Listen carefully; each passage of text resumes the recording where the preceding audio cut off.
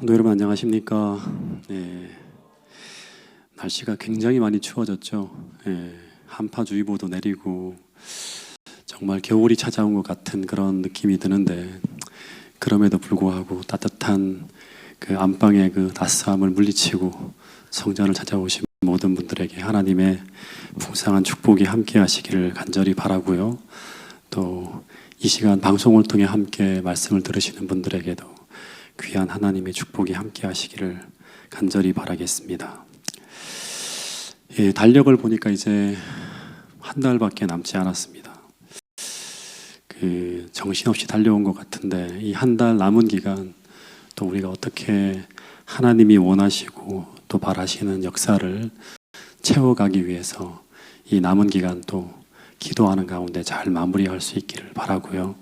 또 교회에서도 여러 가지 일들이 있는데 분주함 속에서도 계속 기도하면서 한 해를 잘 마무리 지음으로 말미암아 2023년도 주님의 축복 속에서 시작할 수 있는 그런 교회가 될 수 있기를 바라겠습니다. 자, 오늘은 갈라디아서 4장인데요. 이 언제 다 마칠지 모르겠습니다. 다음 주에도 또 제가 목회자 협의회를 가는데 어쨌든 차근차근 또 나가보도록 하겠습니다. 갈라디아서 4장 1절부터 먼저 3절까지 있는 말씀을 같이 한번 읽어보겠습니다. 시작. 내가 또 말하노니 유업을 이을 자가 모든 것의 주인이나 어렸을 동안에는 종과 다름이 없어서 그 아버지가 정한 때까지 후견인과 청지기 아래에 있나니, 이와 같이 우리도 어렸을 때에 이 세상의 초등 학문 아래에 있어서 종 노릇하였더니. 보니까 이제 유업을 이을 자라고 하는 말이 나오는데요. 이 유업을 이을 자라고 하는 말은 이제 상속자라는 말이에요. 상속자. 이 4장 1절부터 3절에 보면 내가 또 말하노니 유업을 이을 자가 모든 것의 주인이라. 상속자가 주인이잖아요, 그죠? 그런데 어렸을 동안에는 종과 다름이 없이 그 아버지가 정한 기간 때까지 후견인과 청지기 아래에 있게 된다고 합니다. 근데 이와 같이 우리도 어렸을 때에는 이 세상의 초등학문 아래서 종노릇하였더니라는 그런 말을 하고 있어요. 그러니까 이 후견인, 청지기, 또 주인이 어렸을 때, 주인의 아들이 어렸을 때 이 아들을 가르치는 이 초등교사, 몽학선생이라는 사람, 이 모든 것들은 전부 한 단어를 이야기해요. 전부 다 하나를.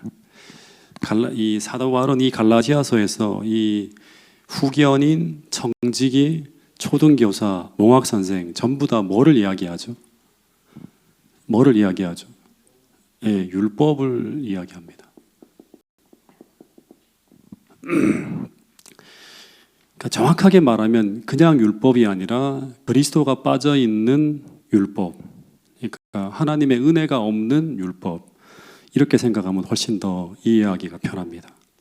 그러니까 우리가 그리스도가 없는 가운데 신앙생활을 하다가 경험하는 것이 바로 뭔가 하면 율법 아래에 매이는 거예요. 율법 아래. 그런데 바울은 그런 사람들을 어떤 사람이라고 표현하는가 하면 율법 아래에 있는 사람, 혹은 아직 초등교사 아래에 있는 사람, 아직까지도 후견인 아래에 있는 사람, 이런 표현을 지금 쓰고 있어요. 그러니까 이게 지금 어떤 용어, 어떤 의미인가 하면, 그러니까 초등교사 아래에 있는 사람, 후견인이 필요한 사람이라고 하는 말은 뭔가 하면 아직까지 성숙하지 못한 미성숙한 어린아이라고 하는 표현하고 있는 거예요. 그래서 율법 아래에 있는 사람은 성장하고 성숙하는 변화가 일어나지 않는 상태에 있는 사람을 말합니다.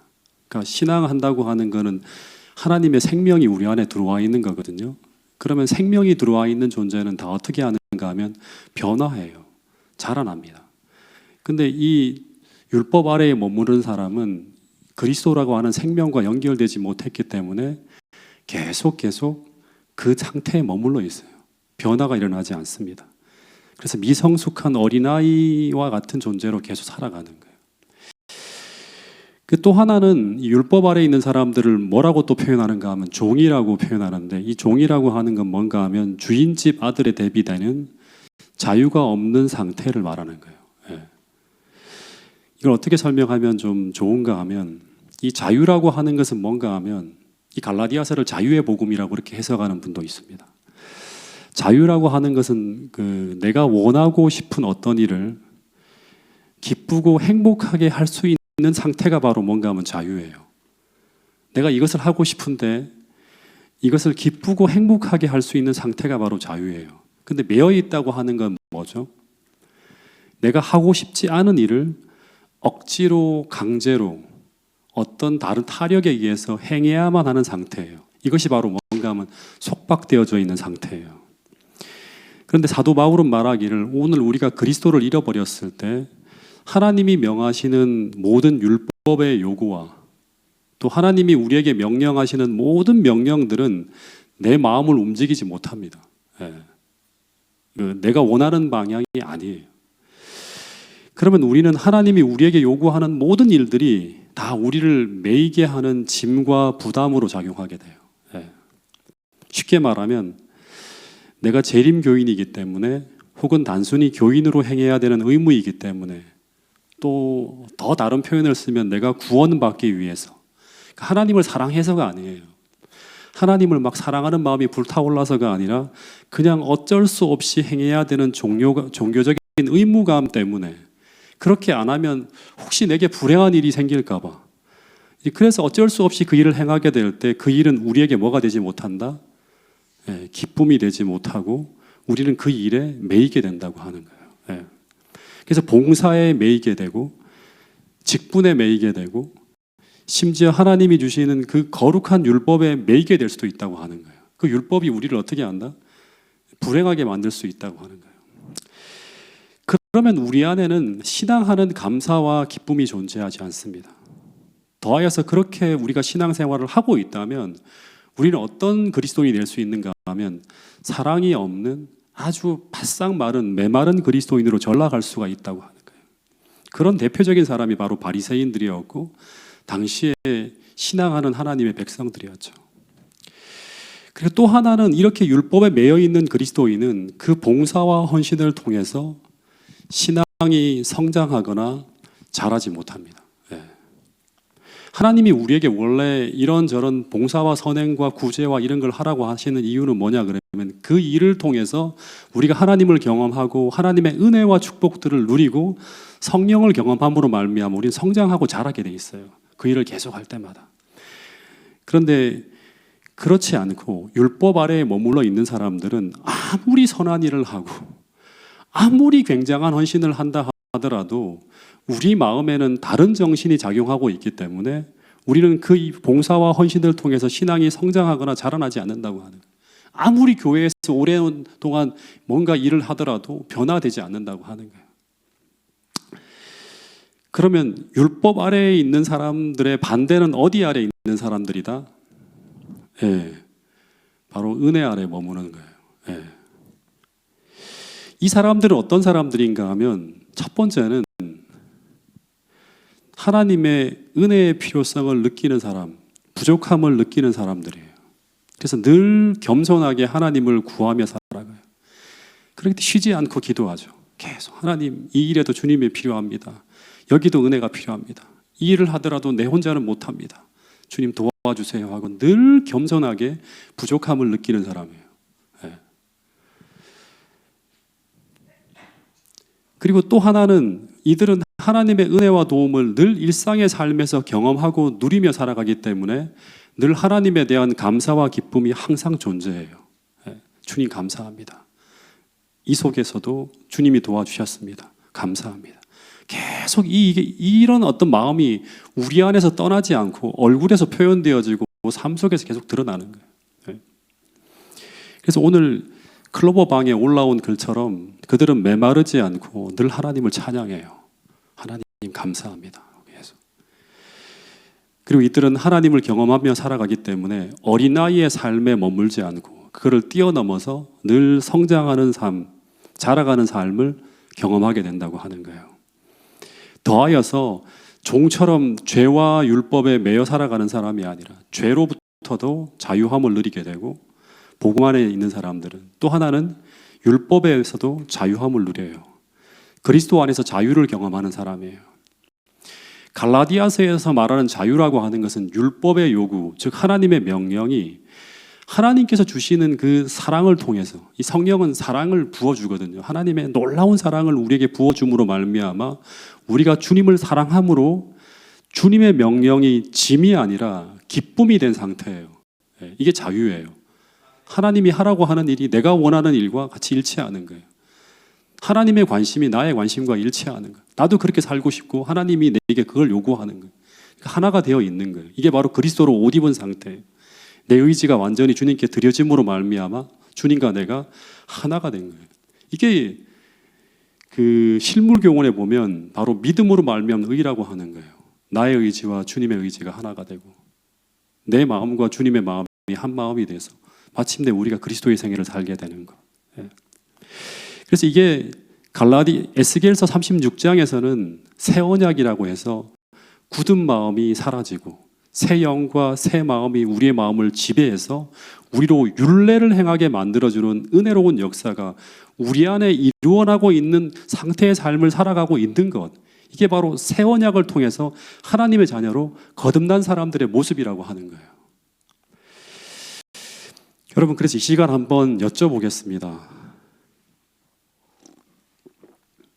여러분은 하나님의 말씀을 보는 것이 정말로 행복합니까? 아니면 맨날 교회에서 성경 통독을 몇 번 해야 됩니다, 이렇게 해서 보는 겁니까? 아니면 정말 여러분 하나님 말씀을 보는 시간이 진짜 행복합니까? 시편 기자들은 말하기를 복 있는 사람은, 다시 말하면 하나님의 백성은 하나님의 사랑의 편지인 이 하나님 말씀을 보는 것을 기뻐한다고 하는 거예요. 꿀송이처럼 더 달콤하게 느끼며 매일 그 자리에 머문다고 합니다. 두 번째, 여러분은 기도하는 시간이 즐겁고 행복합니까? 한번 생각해 보세요. 여러분은 하나님 말씀을 행하는 것이, 즉 하나님의 요구가 우리에게 던져질 때 주님을 사랑하기 때문에 기쁘게 행하려고 합니까? 만약 여기서 긍정적인 대답을 할 수 있는 사람은 하나님의 유업을 이을 자, 즉 하나님의 아들, 하늘의 상속자들이라고 갈라디아서에서는 이야기하고 있습니다. 아들은 이미 하나님의 아들로서 그 풍요로운 권리를 하늘에서 누리는 게 아니에요. 이 땅에서 풍성하게 누리며 살아간다고 말하고 있습니다. 여러분, 그런데 이 갈라디아 4장의 이야기에는 당시 하나님의 백성들이, 오늘 우리에게 말하면 오늘 우리가 그리스도인이라고 말을 하는데 정말 하나님의 아들인가? 즉 자유인인가? 아니면 아직도 종인가? 이걸 한번 물어보라고 하는 거예요. 네. 이스라엘에서는 자녀가 한 12살이 되면요, 12살이 되면 뭘 하는가 하면 그 부모가 그 아이를 데리고 회당에 간다고 합니다. 예수님도 이제 12살이 되었을 때 성전으로 가셨는데, 그때 예수님이 유월절 의식을 하기 위해 가시기도 하셨지만 한편 어떤 학자들은 성년식을 위해 갔을 것이라고 학자들이 보기도 합니다. 자녀가 이제 12살이 되면 유대인들은 성년식을 하는데, 이제 이 의식을 유대인들이 바 미스바라고 합니다. 미츠바, 미스바 의식이라고 부르는데, 성전에 올라가서 부모님은 자신의 아들을 하나님께 딱 바치고 그 후에 그 아들을 다시 받아서 이제 자신의 법적인 아들로 삼게 된다고 해요. 우리나라 문화에서는 좀 생소한 어떤 그런 이제 그 문화이지만, 당시 이스라엘에서는 자기가 낳은 아들이라고 하더라도 이 성년식을 통하지 않으면 아들은 아들이지만 법적인 아들, 즉 자신의 유업을 이을 자로서의 권리를 행사하지 못한다고 해요. 즉 12살 이전까지는 주인의 아들일지라도 후견인, 또는 여기 말하는 것처럼 청지기 혹은 몽학선생이라고 하는 초등 선생의 관리하에서 자유롭게 아들의 권리를 행사할 수 없어요. 이 초등교사 아래에서 머물러 있어요. 그러다가 성년식이 딱 되면 비로소 이 초등교사가 사라집니다. 그리고 이제 법적인 권리를 가진 아들, 즉 아버지의 유업을 물려받을 아들로서 당당한 주인의 아들로 인정을 받게 된다고 합니다. 근데 이런 비슷한 의식이 팔레스타인뿐만 아니라 로마에서도 있었다고 합니다. 로마에서도 이제 한 14살에서 17살 사이에 성년식을 했다고 하는데, 근데 성년식을 딱 행하고 나면 이제 이렇게 토가라고 하는 긴 옷을 입고 자기가 어른이 된 것을 공식적으로 선포를 한다고 합니다. 근데 이 의식이 참 중요한 것은 몇 살에 성년식을 했는가가 중요한 게 아니라 성년식을 치렀는가 치르지 않았는가가 되게 중요하다고 합니다. 왜냐하면 성년식이라고 하는 이 성년식을 통해서 이 아들들이 부모로부터 법적인 아들로 인정을 받았다고 하는 것을 증명하고 이걸 통해서만이 부모의 재산을 상속받을 자격을 얻게 된다고 하는 거예요. 이걸 딱 생각하면 이제 이 말씀이 이제 딱 같이 연결이 돼요. 갈라디아 4장 1절부터 3절에 보면 요 이야기를 한번 생각하면서 요 본문을 한번 다시 한번 읽어볼게요. 내가 또 말하노니 유업을 이을 자가 모든 것의 주인이라 어렸을 동안에는 종과 다름이 없어서 아버지가 정한 때까지 후견인과 청지기 아래에 있나니. 분명하죠. 그러니까 성년식을 통과하지 않으면 어디에 있다? 후견인과 청지기 아래에 있어요. 종과 다름이 없어요. 자유가 없어요. 이와 같이 우리도 어렸을 때 이 세상의 초등학문 아래에서 종노릇 하였다니, 이런 말을 해요. 네. 당시 문화 속에서 우리가 주인의 아들이라고 하더라도 이 성년식을 치르기 전에는, 다시 말하면 언약 관계 속으로 법적으로 이걸 하기 전까지는 몽학 선생 아래서 마치 종처럼 대우를 받았다고 하는 거예요. 종보다 더 나을 것이 없는 그런 생활을 했다고 하는 거예요. 마찬가지로 오늘 우리가 정말로 이 복음을 통해서 거듭나지 못하면, 즉 예수님께서 내 인생에 들어오셔서 진짜로 새 마음과 새 영을 부어주지 않고 있다면, 내가 새 언약을 경험함을 통해서 이 새 영과 새 마음이 우리 마음 속에 들어오고 있지 않다면, 오늘 우리는 교회는 아니지만 율법에 매이고 죄에 매여 살면서 이전에 그리스도 이전의 삶보다 더 나을 것이 없는 그런 삶을 살아갈 수도 있다고 하는 거예요. 세상에서 사는 삶과 별반 나을 것이 없이 오늘 우리가 살아갈 수도 있다고 하는 거예요. 당시에 하나님의 은혜가 전혀 없는 가운데서 살아갔던 바리새인들처럼, 중세시대의 종교인들처럼 똑같이 자기 힘으로만 살아가는 거예요. 이스라엘 백성들이 애굽을 탈출해서 홍해를 건넜을 때 그들은 애굽에서 벗어나는 해방을 이 환경적으로 손에 넣었어요. 근데 이들은 광야라고 하는 환경 속에서 어떻게 살아가죠? 애굽에서와 별반 다를 바 없는 메마른 삶을 40년 동안 살아갑니다. 그러다 다 죽었어요. 다 죽었어요. 다시 말하면 오늘 우리가 침례를 통해서 교회라고 하는 환경 속으로 들어왔지만, 그러나 우리가 이곳에서 그리스도를 통해 주어지는 그 하나님의 아들이 누리는 그 하늘의 풍성한 은혜와 축복을 경험하고 누리지 못하고 있다면, 이 자유의 복음을 경험하는 삶 속으로 들어가고 있지 못하다고 하면 우리는 이전의 세상의 삶보다 별반 다를 바 없는 메마른 삶을 살아가게 될 것이라고 하는 거예요. 출애굽 당시의 이스라엘 백성들처럼. 여러분, 그래서 계속 우리는 스스로를 돌아봐야 돼요. 내가 있는 위치가 진짜 이대로 계속 가도 되는지, 나는 정말 거듭난 삶이 맞는지, 나는 정말 하나님과 연결되어진 그 위치에서 신앙생활을 하고 있는지, 그런 게 오늘 우리에게 느껴지지 않고 있다면 우리는 다시금 십자가로 돌아가야 되고요. 하나님과의 관계를 새롭게 할 필요가 있다고 하는 그런 메시지로 오늘 이 갈라디아 4장에 나오는 이 말씀들을 들어야 한다고 하는 것입니다. 1절부터 3절까지는 이제 율법 아래 있는 인간의 모습을 쭉 이야기하다가 4절에 보면 어떤 말이 나오는가 하면 이제 반전이 나와요. 반전. 때가 참에라고 하는 구절이 등장하는데, 이 4절, 5절 말씀을 같이 한번 읽어보겠습니다. 시작. 때가 참에 하나님이 그 아들을 보내사 여자에게서 나게 하시고 율법 아래에 나게 하신 것은 율법 아래에 있는 자들을 속량하시고 우리로 아들의 명분을 얻게 하려 하심이라. 이 성경절은 제가 이제 그 아까 전에 이야기했던 그 이야기처럼 이제 아이들이 쭉 자라다가 때가 차면 어떻게 되죠? 가정교사 밑에서 풀려나서 독립된 자유인이 되고, 뿐만 아니라 아버지의 정당한 재산을 물려받을 수 있는 법적 상속인이 되는 것과 마찬가지로 때가 딱 차니까, 시기가 딱 되니까 복음이 옵니다. 복음이 옴으로 율법 아래서 종노릇 하던 우리가 그 복음을 통해서 예수 그리스도와 그분을 대신해서 우리에게 임하시는 그 성령 하나님을 통해서 무엇을 얻고? 자유를 얻고 하늘의 모든 풍요로운 것을 상속받아 누리게 되는 진정한 하나님의 아들이 되었다고 이야기하고 있는 거예요.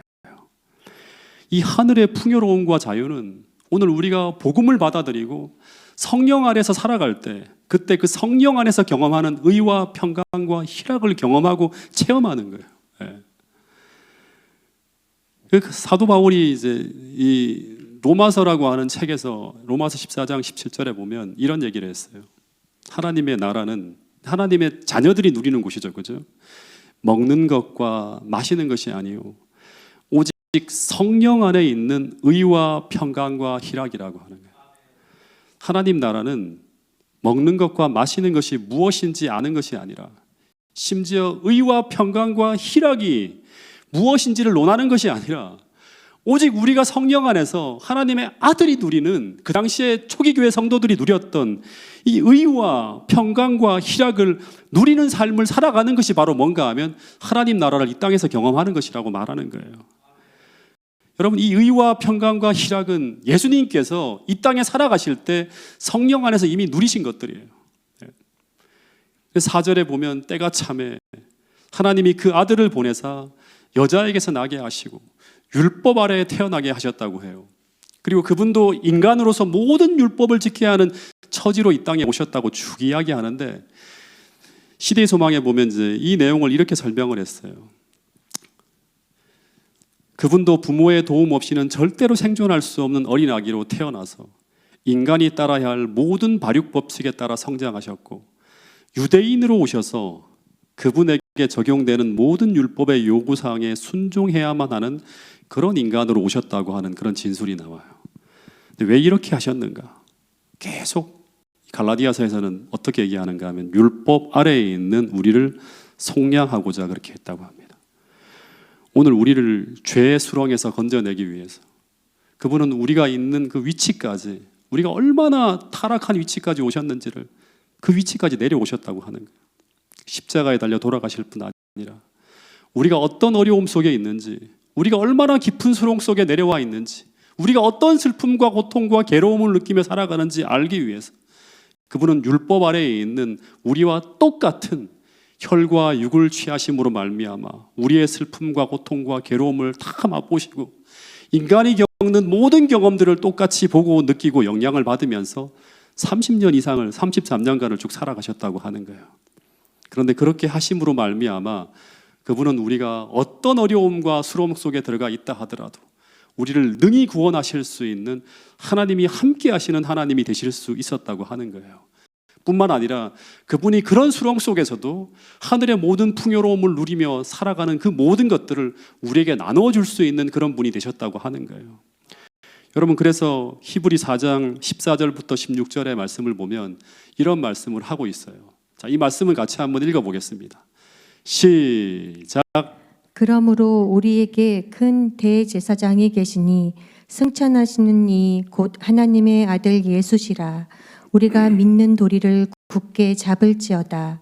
우리에게 있는 대제사장은 우리의 연약함을 동정하지 못하실 리가 아니요 모든 일에 우리와 똑같이 시험을 받으신 이로되 죄는 없으시니라. 그러므로 우리는 긍휼하심을 받고 때를 따라 돕는 은혜를 얻기 위하여 은혜의 보좌 앞에 담대히 나아갈 것이니라. 네, 예수님이 우리와 똑같은 인간이 되어서 우리가 경험하는 모든 것들을 다 동정하고 다 위로하고 도와줄 수 있는 그런 하나님이 되기 위해서 하늘의 풍성한 축복을 우리에게 다 부어주기 위해서 예수님이 인간이 되셨고 이제 그분이 지금 은혜의 보좌에 딱 좌정해 계시다고 하는 거예요. 그러므로 우리가 긍휼하심을 받고 때를 따라 돕는 은혜를 얻기 위해 어떻게 해야 된다? 담대히 나갈 수 있는 그 길이 열렸다고 하는 거예요. 여러분, 갈라디아서 4장 1절부터 7절에 보면 하나님 아버지께서는 우리에게 우리가 하나님의 도움을 철저하게 받을 수 있도록 하기 위해서 하늘의 풍성한 축복을 받기 위해서 두 분을 보내셨다고 합니다. 첫 번째는 4장 4절에는 때가 참에 누구를 보냈다? 하나님의 아들을 보내셨다고 합니다.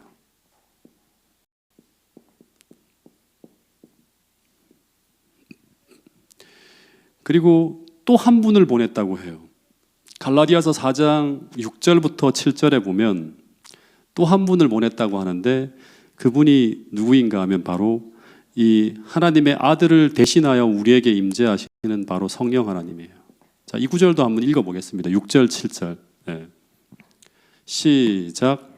너희가 아들이므로 하나님이 그 아들의 영을 우리 마음 가운데 보내사 아빠 아버지라 부르게 하셨느니라. 그러므로 내가 이후로는 종이 아니요 아들이니 아들이면 하나님으로 말미암아 유업을 받을 자니라. 진짜 이 구절이 진짜 은혜스러운 구절인데요. 너희가 아들이므로 하나님이 그 아들의 영을 우리 마음 가운데 보내사 그 아들의 영을 우리 마음 가운데 보내사 우리를 어떻게 했다? 하나님을 어떻게 부르게 했다? 아빠 아버지라 부르게 하셨다. 이 말씀이 진짜 참 제 마음을 좀 뭉클하게 하는 그런 내용인데요. 첫 번째는 아들을 이 땅에 보내셨고 또 한편으로는 성령을 우리 마음에 보내셨다고 하는데요. 근데 이 성령 하나님께서 우리 마음 가운데 들어오자마자 즉시 우리 마음에서 벌어지는 현상이 무엇인가 하면 우리 진짜로 하나님의 아들로 거듭났다고 하면 우리 마음속에 벌어지는 현상이 뭔가 하면 성령 하나님은 우리 마음에 하나님을 어떻게 한다? 아빠, 아버지라고 부르짖게 한다고 하는 거예요. 성령은 하나님의 사랑을 우리 마음속에 보내줍니다. 그리고 그 성령 하나님은 또 하나 하는 역할이 뭔가 하면 우리 마음에 하나님이 어떤 분인지를 가르쳐 준다고 하는 거예요. 이 하나님은 아빠, 아버지라고 우리에게 가르쳐 준대요. 네. 이 유사한 구절이 로마서 8장 15절 16절에도 이렇게 나와요. 너희는 다시 무서워하는 종의 영을 받지 아니하고 양자의 영을 받았으므로 하나님의 자녀가 되는 영을 우리가 받았으므로 우리가 어떻게 한다? 하나님을 아빠, 아버지라고 부르짖는다고 하는 거예요. 성령이 친히 우리의 영과 더불어 우리가 하나님의 자녀인 것을 증언하시나니 이 갈라디아서 4장에 있는 것과 일맥상통하는 이야기죠. 그래서 우리가 하나님의 상속자가 되었다면 우리는 반드시 성령이 우리 안에 내주하는 것을 우리는 확인하게 돼요. 하나님의 성령이 우리 마음 가운데 임재하는 걸 확인할 수 있어요. 근데 그 하나님의 성령은 우리에게 어떻게 한다? 하나님이 어떤 분인지를 가르쳐 준다고 하는 거예요. 여러분 여기 아빠 아버지라고 하는 용어가 나오는데 이 아빠라고 하는 단어가 아람어로 아바라고 하는 단어인데 이것은 그 아버지의 애칭이죠. 그 아바라고 하는 게 그렇죠? 그래서 오늘날 아빠라고 하는 것과 동일한 어떤 그런 용어라고 그렇게 이제 해석을 하는데 제가 지난번에 주기도문 설교를 할 때 이 부분을 좀 언급을 했어요. 예수님도 마가복음 14장 36절에 보면 겟세마네 동산에서 아버지를 아바 아버지라고 이렇게 부르짖어요. 아빠 아버지, 아버지께서는 이 모든 것이 가능하오니 이 잔을 내게서 할 만하시거든 지나가게 해달라고 하는 그런 기도를 하실 때 아빠 아버지라고 이렇게 부르짖었거든요. 근데 이 아빠라고 하는 단어는 진짜 격이 없이 아주 친밀하게 아버지를 부를 때 사용하는 그런 칭호예요.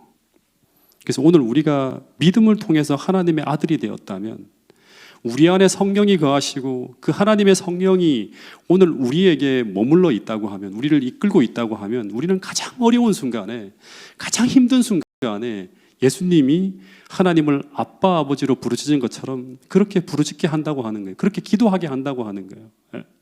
즉 하나님은 아버지와 우리와의 관계가 어떤 관계다? 이렇게 친밀한 관계라고 하는 것을 말해주는 분이라고 하는 거예요. 가장 어려운 순간에 마치 하나님이 우리를 버린 것 같은 그런 순간에도 어떻게 하신다? 오늘 우리가 거듭난 자고 하나님의 아들로서 확실하게 우리가 거듭난 관계 속에 존재하는 사람이라고 하면 성령 하나님은 그 순간에도 어떻게 한다? 우리 하나님과 너와의 관계가 친밀한 관계라고 하는 것을 알려준다고 하는 거예요. 가르쳐준다고 하는 거예요. 그래서 이런 기도를 할 수 있게 만들어준다고 하는 거예요. 근데 이것은 우리가 이런 이론을 가지고 이런 설교를 통해서 그 친밀함을 느낀다는 게 아니에요. 이런 설교를 한번 듣는다고 해서 하나님이 이런 분이구나 하고 이렇게 알 수 있는 게 아니라고 하는 거예요. 솔직히 우리는 하나님과 상당히 많은 거리감이 있는 존재들이에요. 그래서 우리가 이런 용어를 배웠다고 해서 오늘 저녁부터 우리가 아빠 하면서 이런 기도를 말할 수는 있지만 예수님처럼 그렇게 친밀하게 하나님께 나갈 수가 없어요. 왜냐 그러면 그분은 보이지 않는 분이고 우린 그런 하나님의 사랑을 정말 매 순간마다 친밀하게 느낄 수 있을 만큼 영안이 열려있지 못하기 때문이라고 하는 거예요. 그런데 갈라디아서 4장을 보면 오늘 우리가 예수님이 그렇게 하셨던 것처럼 그렇게 친밀히 하나님께 나가기 위해서는 성령 하나님이 우리의 심령 속에 임해서 그 하나님의 찬란한 사랑을, 그 영광스러운 사랑을 보여줘야 된다고 하는 거예요. 그러면 예수님이 그렇게 아버지 하나님을 친밀하게 느끼고 경험하며 기도하셨던 것처럼 똑같이 그 나누어 주시는 의를 통해서 우리도 그 성령 하나님을 통해서 하나님을 우리가 아빠 아버지라고 부를 만큼 그렇게 가깝고 친밀한 분임을 느낄 수 있게 된다고 하는 것입니다. 여러분, 거기서만이 그 친밀함만, 하나님과의 친밀함만이 우리로 하여금 하나님의 모든 하늘 창고에 놓여진 그 풍요로운 유업과 풍요로운 선물을 자유로이 구하여 쓸 수 있는 그런 존재가 될 수 있도록 그렇게 가능하게 만든다고 하는 것입니다. 여러분, 다시 한번 말하지만 하나님과 우리와의 관계는 하나님 아버지 예수님을 통해서 아주 친밀한 그런 관계로 만들어 주셨다고 하는 거예요. 여러분, 부디 우리의 영안이 열려서 하나님이 우리를 얼마나 사랑하시는지, 우리가 얼마나 친밀하게 하나님께 나갈 수 있는 그런 존재인지 성령을 통해서 다시 한번 깨닫고 느낄 수 있게 되기를 간절히 바라겠습니다. 옛날에 성주와 다인이가 태강삼육을 다닐 때 가끔씩 당황스러울 때가 있었어요. 저희가 이제 원당에서 이제 목회를 하고 있으면서 두 아이들을 태강삼육에 이렇게 보내게 됐는데, 고양시에서 외곽순환 고속도로를 타고 이제 막 애들을 통학을 시켰는데, 근데 이제 제가 이제 막 바쁜 일정 속에서 저녁에도 뭐 모임이 있는데 그 때 맞춰서 애들 태우러 와야 돼요. 딱 돌아와서 이제 성주 다인이가 이제 그 앞에 서 있으면 차 타라고 하면 녀석들이 갑자기 가끔씩 어떤 일을 하는가 하면 자기 친구들이 집에 갈 차비가 없다고 하면 우리 아빠가 태워줄 거야 하면서 애들을 다 데리고 옵니다. 한 명 이렇게 데려오는 게 아니라 한 두세 애들을 데리고 와요. 그래서 이 아이들을 저쪽 어디야 그 공릉동 쪽으로 태워주고 난 다음에 다시 청학리로 돌아서 이렇게 이제 고양시까지 돌아가는 상황을 만들어 버릴 때도 있어요. 예. 근데 참 진짜 그럴 때마다 좀 당황스러워요. 참 기가 막히기도 하고. 근데 이 아이들이 이제 그 애들이 아빠가 그 고양시로 가려고 그러면 좀 불편하지 않겠냐고 그렇게 물어보고 하면 성주가 두말 없이 그런 말을 해요. 우리 아빠는 내 친구들이라고 하면 좀 태워줘 하면 두말하지 않고 아이들을 태우고 집으로 너희들 다 태워줄 수 있는 그런 분이라고 하면서 막 자신 있게 이야기하는 거예요. 때로는 바쁘고 저녁 집회가 7시 반 정도 잡혀 있으면 상당히 힘든데도 이 꼬맹이들이 그렇게 하면 제가 두말 없이 이렇게 이제 태워주거든요. 근데 왜 그런가 하면 이 아이들은 그런 생각 확신이 있어요. 아버지가 맨날 아침 예배 때마다 이런 말을 하고 있고, 그리고 이런 얘기를 하기 때문에 이 선한 행동을 하는 건 아빠가 거절하지 않을 거라는 어떤 확신을 가지고 그렇게 이야기해요. 근데 그렇게 아이들이 나한테 요구할 수 있는 것은 뭔가 하면 무리한다 하더라도 저와 아이들의 이 친밀한 관계를 아이들이 확신하기 때문에 그런 요구를 할 수 있는 거예요. 여러분, 이 친밀함이라고 하는 단어, 이거를 우리가 진짜 좀 깊이 묵상할 필요가 있어요. 제가 성경을 쭉 찾아보니까 하나님은 우리가 하나님과의 관계가 이렇게 친밀하다고 하는 것을 확신하면서 하나님을 섬기게 되기를 바란다고 하는 거예요. 시편 73편 28절에 보면 신명기 10장 20절에 보면 내 하나님 여호와를 경외하여 그를 섬기며 그를 친근히 하고라고 하는 말이 있어요. 친근히 하고 그 이름으로 맹세하라. 여호수아 23장 8절에도 오직 너희 하나님 여호와를 친근히 하기를 오늘날까지 행한 것 같이 하라. 시편 25편 14절에도 보면 여호와의 친밀함이 그를 경외하는 자들에게 있으며, 시편 148편 14절에도 저가 그 백성의 뿔을 높이셨나니 저는 모든 성도 곧 저를 친근히 하는 이스라엘 자손의 찬양거리로다, 이런 말을 해요. 굉장히 많은 표현들이 하나님은 우리가 하나님과의 관계가 지금 우리가 생각하고 느끼는 것보다 훨씬 더 친밀하게 다가가서 그분을 섬기라고 말하고 있습니다. 여러분, 우리가 아들이므로 아들처럼 친밀하게 주님 앞으로 다가가서 당당하게 하나님께서 우리를 위해 이루신 모든 것들, 그 모든 하늘 재산과 그 풍요로움을 상속받고 그것을 오늘 이 땅에서 누리기를 소망한다고 하는 사실을 잊지 않게 되기를 간절히 바라겠습니다. 우리가 여전히 하나님의 성령의 능력도 모르고 하나님의 은혜도 모르고 그리고 하나님께서 우리에게 주시는 것이 주실 수 있는 것이 무엇인지 모르고 살아간다고 하면 어떤 일이 벌어지는가 하면 우리는 조금만 일에도 상처가 나고 조그만 일에도 섭섭하고 조그만 시험에도 좌절하고 조그만 시험에도 타협하는 그런 어떤 삶을 살아갈 수밖에 없다고 하는 거예요. 여러분 다시 한번 이 2022년 이제 마무리되어져 가는 이 시간 성령의 능력과 복음의 능력을 경험할 수 있게 해달라고 하나님께 간구하실 수 있게 되기를 간절히 바라겠습니다. 다시 한번 우리가 율법 아래가 아닌 성령 아래서 하나님의 충만한 은혜를 누리며 살아가는 것이 무엇인지를 체험할 수 있게 해달라고 간구하실 수 있게 되기를 간절히 바라겠습니다. 그래서 한 발짝 더 주님 앞에 다가감으로 말미암아 하나님의 풍성한 능력을 통해서 누림으로 말미암아 2023년 새롭게 여러분의 삶과 가정과 삶의 터전에서 하나님의 큰 축복을 누리면서 하나님께 영광 돌릴 수 있는 그런 삶을 살아가기로 결심하는 우리 태능교회 모든 성도들이 될 수 있기를 간절히 바라겠습니다. 이 말씀 시편 73편 28절 말씀 같이 읽고 오늘 말씀을 줄이도록 하겠습니다. 시작. 하나님께 가까이함이 내게 복이라. 내가 주 여호와를 나의 피난처로 삼아 주의 모든 행적을 전파하리이다. 하나님께 가까이함이 친밀함이라고 할 수 있겠죠. 이 친밀한 관계를 만들어가는 것이, 그걸 깨닫는 것이, 그걸 누리는 것이 내게 복이라. 내가 주 여호와를 나의 피난처로 삼아. 그런 관계 속에 살아가는 사람들은 정말 어려운 환난 속에 힘든 순간이 닥쳐온다 하더라도 주 여호와를 나의 피난처로 삼을 수 있는 사람이 돼요. 그리고 그런 사람들만이 주의 모든 행적을 복음으로 전파할 수 있는 그런 삶을 살아갈 수 있다고 하는 것이죠.